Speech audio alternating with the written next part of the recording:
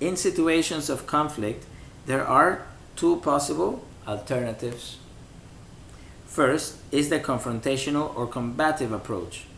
The degree of conflict is escalated to the level of enmity, hostility, crisis, quarrel, feud, battle, or war until one is victorious. But this victory is achieved at a great cost. The escalation of conflict is done through the following. Number one, the parties involved react emotionally and mindlessly. Emotionally and mindlessly. This is important. Number two, by lack of self-restraint or group restraint. Number three, so what is the first one? The first one has to do with when you act emotionally and mindlessly, when you don't have moderation, right? When you don't have moderation, which is the second one, so you react emotionally. This has to do with injuriousness, right? Injury.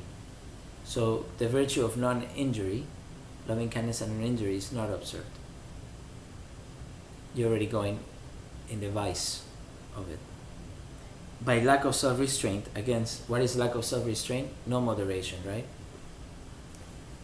So so that's excessiveness or no moderation. So lack of self-restraint. So that's another vice already. So the virtues are already here, not being observed. You're not acting virtuously. By adapting, number three, by adapting the policy of provocation, for example, one party may insist on discussing or emphasizing sensitive topics or issues that may be trivial or inconsequential, and which may cause the other party to react emotionally, hysterically, or fanatically. This is like rubbing salt on an open wound. Provocation is not limited to verbal provocation. It may come in different forms. And number four, by adapting the policy of retaliation or severe retaliation, which will determine the course of future actions, an eye for an eye, or an eye for 10 eyes, or a tooth for a tooth, or a tooth for 10 teeth. It's not exactly a policy that will encourage harmony and peace on a regional or global level. The second alternative is the harmonizing and transformative approach. This is done by diffusing the degree of conflict. Number one, by emotionally remaining calm. Number two, by practicing self-restraint or group restraint.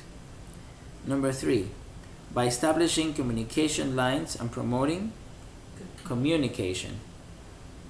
Number four, by adapting the policy of understanding and forgiveness. Look what number four here was.